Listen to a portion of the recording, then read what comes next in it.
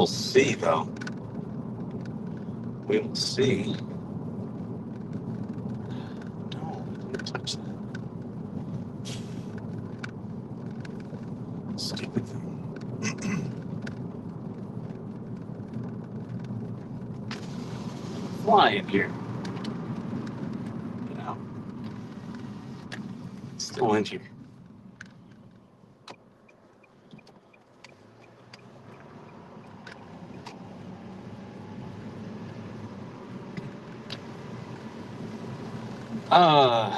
Sucks I couldn't do a studio show today. I had a couple of videos I want to show you guys, but we'll get to those tomorrow.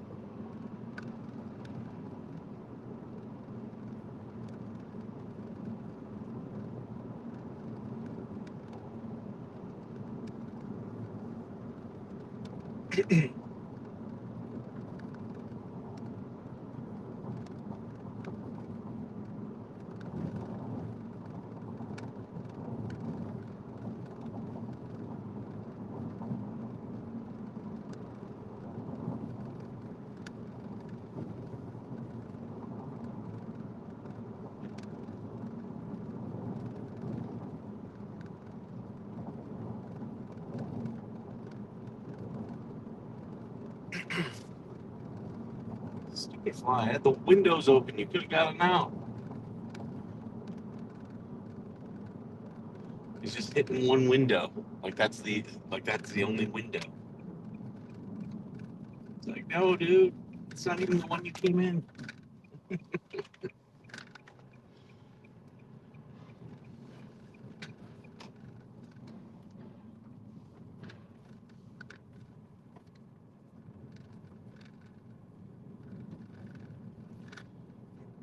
This is like day 6 of them having toured this road up, and still no work being done. Love that. Hey, Jam. Hey, boss. Good to see you guys. So dumb.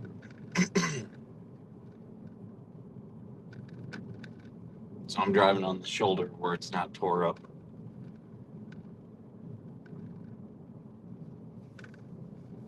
I'm sure they'll have a problem with that. You can't drive on the shoulder. Well, he tore up the fucking road. For no reason, too.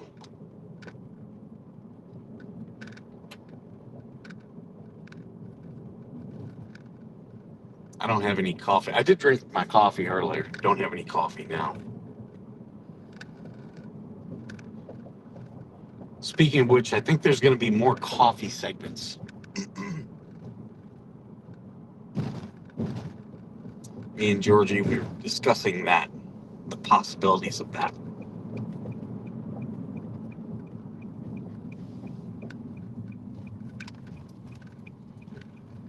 How do you guys take your coffee? Mine is black with sugar.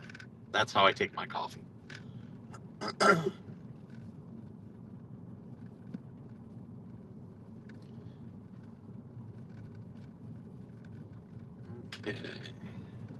Coming here to the park.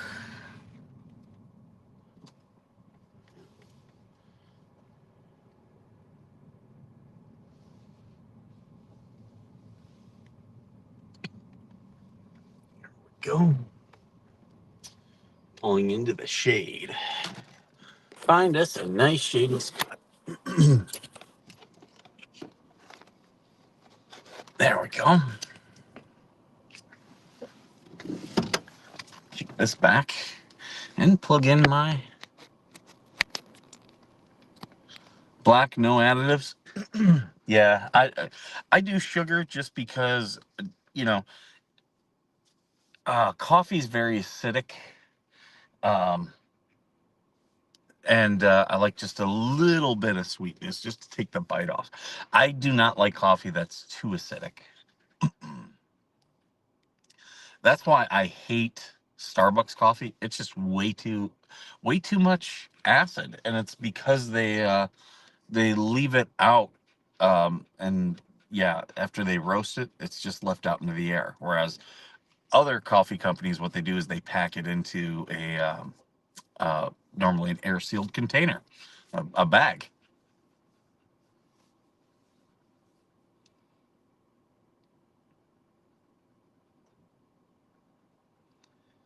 I'll have to deal with that later.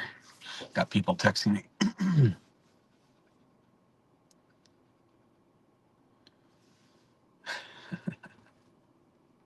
Yeah. What's funny is I've always liked coffee. Always liked coffee. But I didn't really start like I worked at coffee shops, but I really didn't start drinking a lot until I was in the Marines. And in the Marines, especially as an officer, coffee becomes life. Like that's where, when you're sitting on watch as a watch officer, yeah, you need to drink coffee. Interesting thing. Do you know why a watch officer is called a watch officer?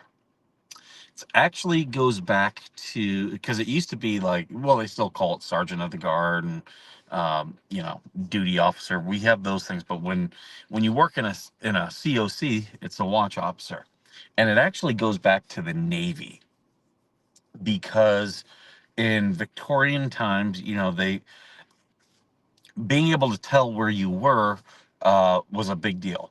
And I believe it was the latitude was you could always figure out your latitude, but the longitude.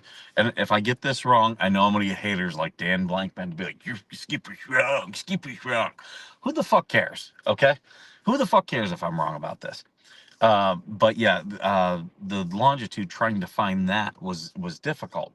But one way that you could always tell it very quickly was if you had accurate time. Well, on ships, you couldn't use like you couldn't use a sundial because the ship yaws, and you couldn't like you they've tried doing what do they call it, hourglasses, right? Turn it over in the sand, but the yawing actually affects the sand falling. So there would always be deviation, and so you wouldn't be able to accurately tell where you were. Well, I forget the one guy's name, but when he developed the pocket watch, the spring loaded pocket watch, it made it incredibly, incredibly accurate. And that's like winding the watch was a big job because if you didn't wind the watch, then you you were lost. You didn't know where you were. Why is this there? You didn't know where you were. So that's why, being the watch officer and winding that was a very big deal. And that's also why there's in port towns there would normally be a like that's why the bells on the watch on the tower of like the local church or the town hall, it would ring at the both at the top and the bottom of the hour with certain things, so you could so the ships in the port could set their watch accurately to the time.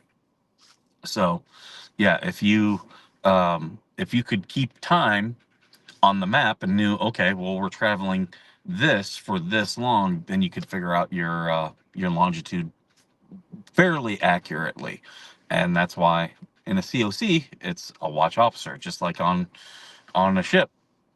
There's always a watch officer, and yeah, that's why it is. And that's also why if you I didn't know this until I actually worked with a Marine. He you know schooled me on this, and he was like, yeah, that's also why it's considered bad etiquette if you ever give someone a map. You should also give them a timepiece. Yep, the mast would act as a sundial. The watch officer set up in the mast, watching for other ships, could see they were. Yep, they were also the timekeepers. Yep. Um, but yeah, that's that's how all that came about. We still use the terminology today, which is very interesting. And I've been a watch officer many, many times. Um, kind of a fun, kind of a fun job because you're very lower ranking and you kind of are like the guy in charge. Even when people in charge are there, they're like, well, you got the COC, you're the one doing all the manning. So, um, yeah, like when something happens, you respond. Um, but yeah, quite down low. Trying to think what other terms that we use in the military that are like older terms. But yeah, I remember he was like, yeah, what about the etiquette? He was like, yeah, if you give someone a map without a watch, it's like saying, hey, get lost, which is pretty funny, pretty funny. Um, but yeah, and we we got on the subject because they'd given someone was going away and they gave them a framed map, but it also given them a watch, and he asked the people.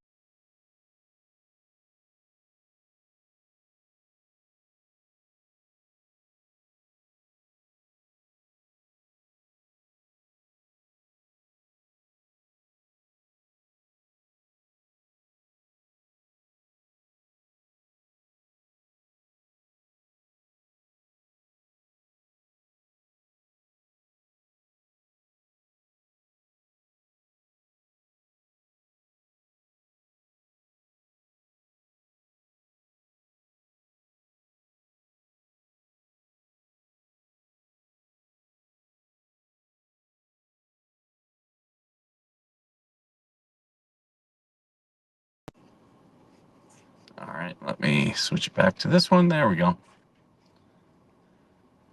That's what happens when people try to call me. Yeah, he fell down. It stinks.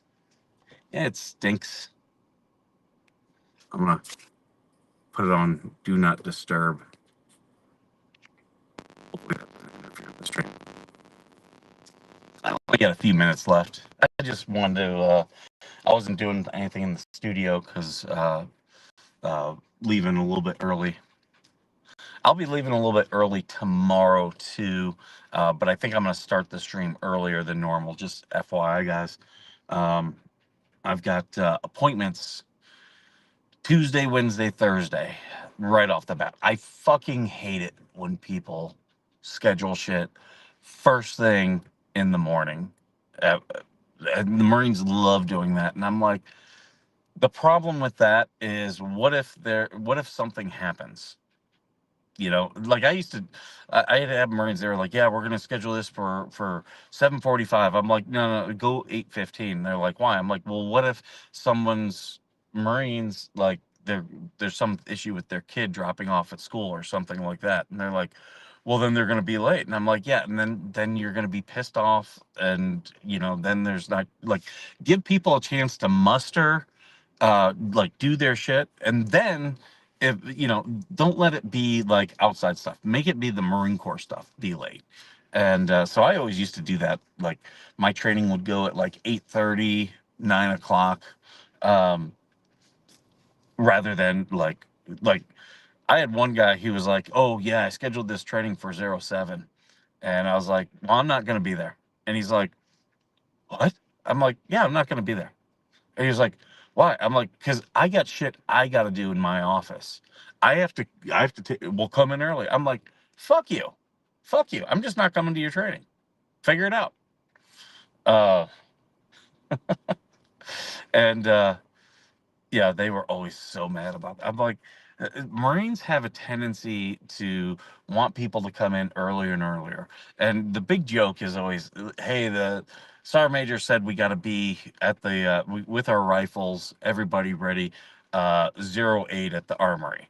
And then the gunny tells everyone, hey, we got to be weapons drawn, everything 07:30 at the armory. Then the staff sergeant says, oh, we got to have everything uh, you know, done, ready, whatnot, and like it just with every level of leadership, it gets pushed earlier and earlier, very justifiably so. But then the Marines come in at 04:30, pick up their weapons, and wonder where the fuck everybody is, and why is nothing happening. That's what it is. It's hurry up and wait. Um, and me as a planner, I used to tell people what happens if someone doesn't show, like one of your instructors doesn't show right away. And again, the biggest thing that'll keep a Marine late is dropping a kid off at school. Um, Teacher wants to stop. The administrators want to stop. Like, and I used to be like, no, that will always. I can't tell you how many times like that will fuck with a Marines Day is dropping your kid off of school because no one at the school gives a shit about Marine stuff. It became very easy for me once my son started taking a bus. It was like, oh, we'll just get you to the bus stop, and then you can sit at the bus stop with all the other kids and figure it out.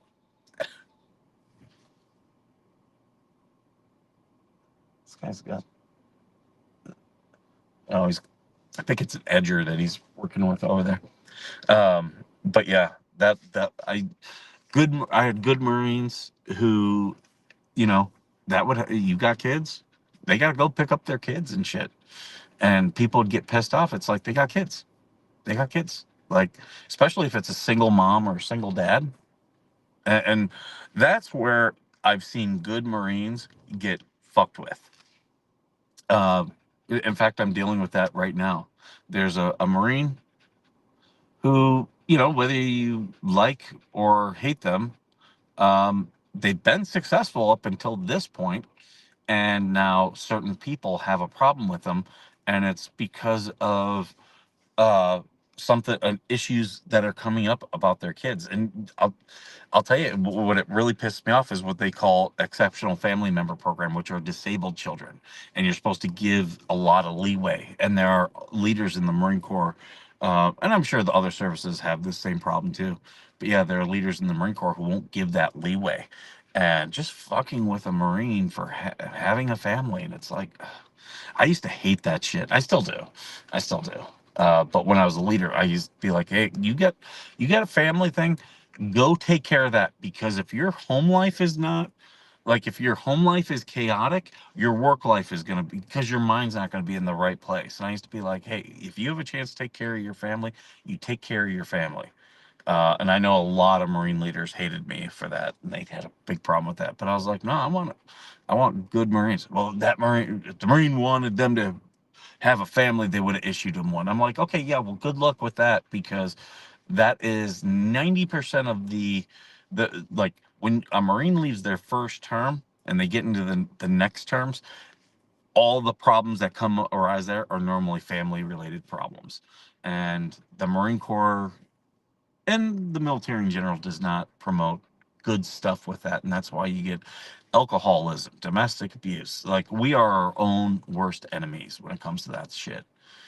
Saw it so much, and I used to try to work against it. Like, I used to tell the Marines, okay, you can get your birthday off, your wedding anniversary off, or uh, a kid's birthday off, or wife's birthday off. You get, like, you got to pick one, but you're going to make the choice.